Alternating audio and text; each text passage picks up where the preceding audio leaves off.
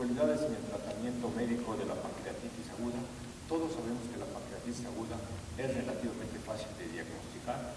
Existe un dolor abdominal epigástrico, transfictivo, acompañado habitualmente de náusea, vómito. El dolor puede ser de moderado a intenso, con elevación de amilasa y de lipasa en forma tardía, y así es como se puede hacer el diagnóstico, y esto es fácil. Sin embargo, el derrotero de todos los pacientes con pancreatitis aguda es distinto.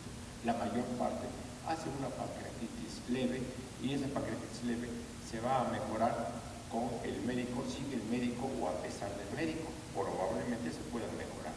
Pero la terapéutica siempre se va a basar en estas tres acciones.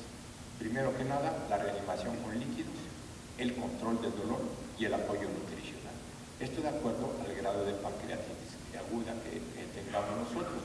Si la pancreatitis aguda es leve, seguramente con un pequeño control del dolor y una reanimación de líquidos leve, también puede el paciente mejorar rápidamente, y el ayuno del paciente por menos de 7 días es suficiente para que el paciente se vaya a casa y se incorpore a sus actividades, siempre y cuando pues, las enzimas pancreáticas hayan disminuido, el dolor, la náusea y el vómito. La reanimación con líquidos. La velocidad habitualmente, aquí estamos hablando nosotros de pacientes con pancreatitis aguda moderada o con pancreatitis aguda grave, y debe de ser alta la velocidad con la cual se administran los líquidos, porque esto hace que el paciente evolucione menos o tenga menos complicaciones, como sería la evolución a la necrosis pancreática. Y esta podría ser de 5 a 10 mililitros por kilo por hora. Pero si el paciente tiene problemas con la frecuencia cardíaca, con la tensión arterial, que está hipoperfundido, habrá necesidad de incrementar esta velocidad a 20 mililitros por kilo durante 30 minutos y después 3 mililitros por kilo por hora durante las primeras 72 horas. Una de las pautas es que se debe de hidratar vigorosamente al paciente, pero no por mucho tiempo, aproximadamente 72 horas, porque se ha visto que si al paciente no lo hidratamos de manera intensa, este paciente va a evolucionar mal. Pero si el paciente lo sobrehidratamos, va a ir a otras complicaciones, va a terminar intubado en una terapia intensiva simplemente por esta causa, o va a terminar con un síndrome compartimental. ¿Qué tipo de soluciones se ponen? Habitualmente son cristaloides, y puede ser la solución fisiológica o el Rinker lactato. El Rinker lactato, recuerden ustedes que tiene un poco de calcio en su composición, y habrá que tener cuidado, 3.000 equivalentes por litro, y habrá que tener cuidado porque esto puede hacer que se incremente los niveles de calcio en estos pacientes. Habrá que monitorizar siempre, desde luego, los signos vitales. Habrá que esperar que la frecuencia cardíaca esté por debajo de 120 de frecuencia cardíaca. Si es mayor, probablemente este paciente requiera líquidos.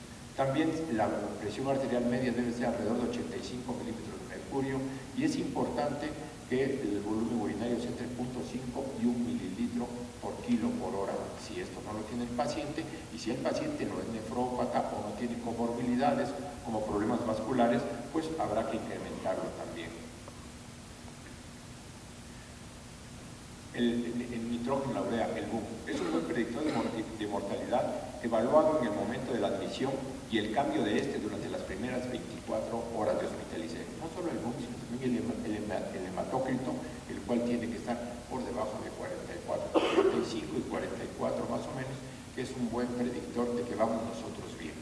El aumento de los líquidos debe ser considerado en pacientes cuyo nitrógeno en la urea permanece sin cambios o se incrementa. Un pequeño ensayo aleatorizado firmado por Wu y publicado en Gastroenterology and Hepatology en 2011 de 40 pacientes, un pequeño ensayo. Muchos de los ensayos que hay aquí, salvo las revisiones Cochrane, son de pequeños grupos de pacientes. Entonces tenemos 40 pacientes que recibieron el Rinker lactato, tienen menores niveles de proteína C reactiva en comparación con los pacientes que recibieron solo solución salina, 52 contra 124 miligramos por decilitro de la proteína C reactiva. Hay pues disminución significativa de la frecuencia de síndrome de respuesta inflamatoria sistémica después de 24 horas, 84 contra el 0%. Es un estudio muy pequeño y por lo tanto no se pueden sacar grandes conclusiones al respecto. Sin embargo, hay que tener cautela. Esta hidratación vigorosa se debe limitar a las primeras 24, como les decía al principio, o 48 horas, ya que si nosotros seguimos de manera entusiasta hidratando a este paciente a esta velocidad de flujo que decíamos que puede ser hasta de 10 mililitros por kilo por hora, este paciente seguramente puede terminar en una terapia intensiva intubado gracias no solo a la pancreatitis aguda grave, sino gracias a los excesos nuestros. El síndrome compartimental abdominal también va muy de la mano con la sobrehidratación y habrá que tener cuidado de él. El siguiente punto a tratar, ya vimos la hidratación, es el dolor abdominal. El dolor abdominal por sí solo contribuye a la inestabilidad hemodinámica y hay que controlarlo rápidamente, desde el paciente que tiene pancreatitis aguda leve hasta el paciente que tiene una pancreatitis aguda moderada o una pancreatitis aguda grave. Se incrementa, desde luego, este problema, esta inestabilidad hemodinámica por la acidosis láctica secundaria, a la isquemia por hipovolemia, se incrementa gracias al tercer espacio y a la hemoconcentración que está teniendo el paciente. Esto es importante, por lo cual nosotros también podemos contribuir disminuyendo la hemoconcentración, porque también podemos disminuir un poco las necesidades de medicamentos. Los opiáceos es lo primero que se recurre. La morfina. La morfina es un elemento que ha sido muy mal, está muy devaluado en la opinión de las gentes, porque dicen que cierra el esfínter de Oddi. No hay estudios con metaanálisis que no ha demostrado que esto sea realmente eficaz. Sin embargo, no se usa la morfina por esas razones simples y se usa la hidromorfina o el fentanil. Es eficaz en pacientes con insuficiencia renal, porque no tiene problemas de la depuración de creatinina, ni tiene problemas de la depuración del fármaco por ahí, y puede deprimir la función respiratoria. Esto es muy importante, pero se puede administrar en forma continua, bien controlada, o bien en bolos de 20 a 50 microgramos en 10 minutos. La meperidina es el siguiente, el demerol. Su vida media es corta, pero al ser su vida media corta hay que usarlo repetidamente y esto hace que se acumule en forma de normeperidina. Y esta normeperidina a veces, muy raramente, puede ocasionar crisis convulsivas en los pacientes. Y estos son los fármacos que habitualmente se emplean para los controles del dolor. El apoyo nutricional, este es el siguiente. Antiguamente se decía sonda nasogástrica, no tiene en este momento una cabida importante la sonda nasogástrica, salvo que el paciente tenga un hilio paralítico intenso, secundario al dolor, secundario a la pancreatitis, o que esté vomitando constantemente el paciente. De otra manera, no hay por qué poner una sonda nasogástrica en el paciente. Es uno de los mitos. Y el siguiente mito era no darle de comer al paciente. Y ahora se ha visto que es importante que este intestino, para evitar la translocación bacteriana, tenga alimento, tenga sustrato dentro de él. En la pancreatitis leve, solo hidratación intravenosa, analgésicos moderados, reanudar la ingesta al desaparecer el dolor, la náusea, el vómito, disminuir las enzimas pancreáticas que se elevaron, lo que ocurre antes de una semana. Hay que escalar la dieta con cautela, no hay que decirle al paciente, tú ya pasaste de esto, ahora sí come lo que se te venga en gana, esto no puede ser. La ingesta no disminuye necesariamente la duración de la estancia en este tipo de pacientes con pancreatitis leve. La pancreatitis moderadamente grave, la alimentación por sonda nasoyeyunal es ideal. A veces no se puede poner la sonda nasoyeyunal porque no se tiene el equipo necesario en el lugar donde se está, no se tiene un endoscopio que ayuda mucho a pasar la sonda hasta el yeyuno. No es fácil pasar la sonda desde el estómago porque el estómago se enrolla muchas veces la sonda cuando no se administra por vía endoscópica y puede ponerse una sonda nasogástrica, utilizando, cuando se pone la sonda nasoyeyunal, que es lo ideal, una fórmula elemental o semi-elemental, y es preferible a la nutrición parenteral total. En caso de no cumplirse las necesidades calóricas y proteicas de un paciente con ingesta oral, se tiene que administrar o poner una sonda nasoyeyunal. Habíamos dicho que si el paciente tiene peristalsis, si el paciente, aunque tenga una pancreatitis moderada, puede comer el paciente, pues se le puede dar una ingesta oral con mucho cuidado, desde luego, pero si no se alcanza estas necesidades calóricas, pues obligadamente se tiene que poner una sonda nasoenteral. Y esto, desde luego, mejora las complicaciones. Y así tenemos un ensayo autorizado conducido por Baker y publicado en New England Journal of Medicine en 2014 con 208 pacientes con pancreatitis aguda grave. Un grupo de estos pacientes fue alimentado por sonda nasoenteral y otro por una dieta oral, como les decía anteriormente. En caso de no tolerar la vía oral en un periodo de 3 a 5 días, se cambiaba el segundo grupo por por la vía enteral. ¿Y cuáles fueron los resultados? Pues no hubo diferencias en la variable principal, que era la infección grave o la mortalidad en sepsis en 6 veces, entre los pacientes que recibieron la vía oral temprana o la alimentación por sonda nasoenteral de 30 contra 27%. Tampoco hubo diferencias significativas en las tasas de infección y muerte entre los dos grupos. 31 de los pacientes que tenían la sonda, la vía oral, cambiaron a la vía enteral por las razones obvias de no tolerarla o no alcanzar las necesidades calóricas. Un metaanálisis de 8 ensayos registrados en 2010 en la base de datos Cochrane, liderados por McLeod, Petroviol, Omram, demostraron que la nutrición enteral redujo significativamente la mortalidad, la falla multiorgánica, infecciones sistémicas y la necesidad de cirugía en comparación con los que recibieron nutrición parenteral. Aquí empieza a haber parteaguas entre la nutrición enteral y la nutrición parenteral. Ya vemos que la nutrición parenteral no va a ser precisamente la panacea de ninguna manera en los pacientes con pancreatitis aguda. Es importante la presencia de colecciones líquidas, intraabdominales o enzimas pancreáticas elevadas. No es necesariamente una contraindicación para la alimentación oral o enteral, porque a este tipo de pacientes que tienen colecciones líquidas se les pueden aspirar a través de guías metidas a través de radiología intervencionista y aspirar esas colecciones intrapancreáticas y mejora el paciente. Y se le puede dar la alimentación oral o enteral, que antiguamente era una contraindicación porque el paciente de inmediato empezaba a distenderse, a tener un hilio y a vomitar el paciente.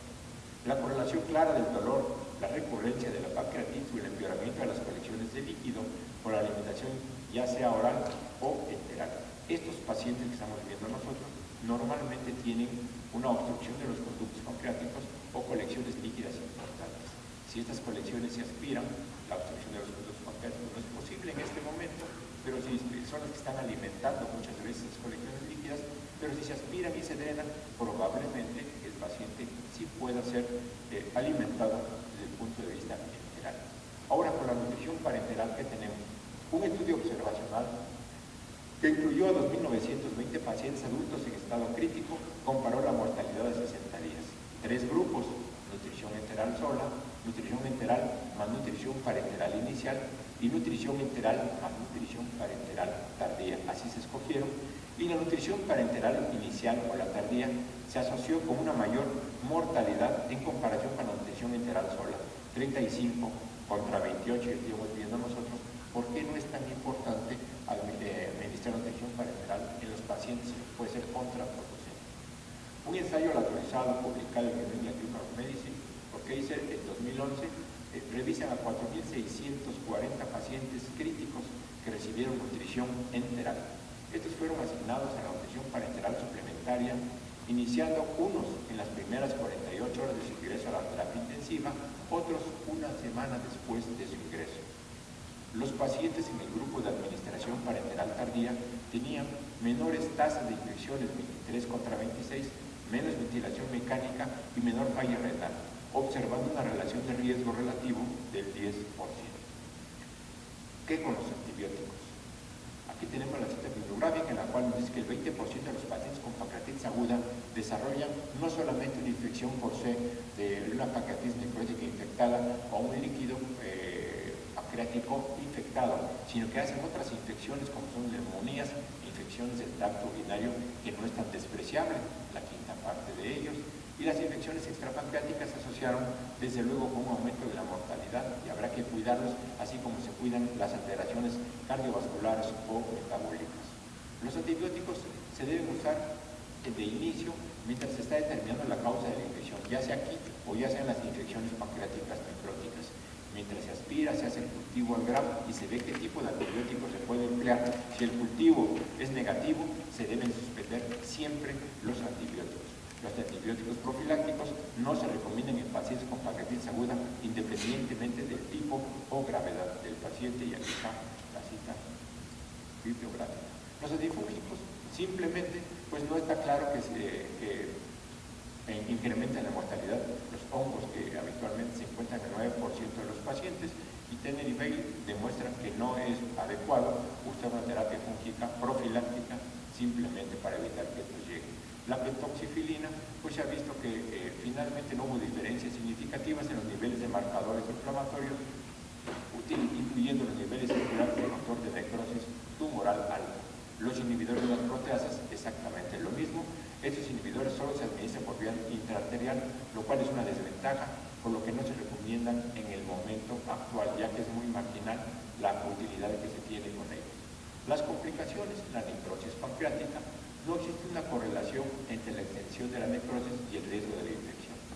Las necrosis habitualmente infectadas son monomicrobianas, enterobacterias como E. coli, pseudomonas, y usar de preferencia antibióticos que penetren al tejido pancreático como el carbapenem, quinolonas o metronidazol en espera de la confirmación microbiológica.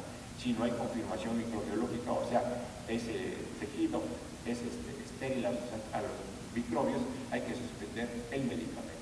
La necrosis estéril, aquí tenemos que esta puede ser indicaciones en el manejo radiológico, endoscópico o quirúrgico. Y esta se demuestra por salida continua por la zona nasogástrica, material gástrico, intestinal o signos de obstrucción biliar. Los signos persistentes como dolor abdominal, náusea, vómito, anorexia, pérdida de peso, 8 semanas después de la aparición de la pancreatitis aguda. En pacientes estables con necrosis infectada, se intentará retrasar la necrosectomía al menos 4 semanas, lo que permite un depredamiento mínimamente invasivo, y esta es otra de las cosas nuevas en las cuales hay que privilegiar el drenaje laparoscópico o radiológico, pero siempre y cuando pacientes estables con necrosis infectada. Y en segundo lugar, si nos permiten estos pacientes retrasarlos después del diagnóstico 4 semanas el drenaje, pues sería esta la forma adecuada. Complicaciones vasculares peripancreáticas que van desde el 1 al 24%, normalmente son de resolución espontánea, y cuando son graves, la anticoagulación se inicia sobre todo, se va extendiendo el coágulo en los territorios portal o mesentérico, si no terminaremos con una trombosis mesentérica importante. El síndrome compartimental abdominal, que esto es algo de lo que quería yo detenerme un poco, es la presión intraabdominal sostenida mayor de 20 milímetros de mercurio asociado a una falla orgánica. ¿Cómo se diagnostica esto? Con la presión intravesical se instila, se vacía la vejiga, está normalmente una sonda de Foley colocada, se instila solución salina 25 mililitros, se esperan de 30 segundos, se coloca la línea axilar media a nivel de la cresta ilíaca y se toma la presión, y esta presión debe de ser menor a 20 milímetros de mercurio. Así es como se mide. La colangitis secundaria a obstrucción del conducto biliar, colangitis vasoobstrucción de la vía biliar, probablemente sea el único cuestionable uso de la CEPRE en estos pacientes agudos. Y acuérdense ustedes que hay que sopesar el riesgo de la CEPRE, que es muy grande, muy serio, contra el beneficio que sería evitarle al paciente una colangitis con una mayor gravedad de su enfermedad. Si no hay obstrucción de la vía biliar y colangitis, este procedimiento no está indicado a ningún paciente. Y eso fue todo. Muchas gracias, muy amable.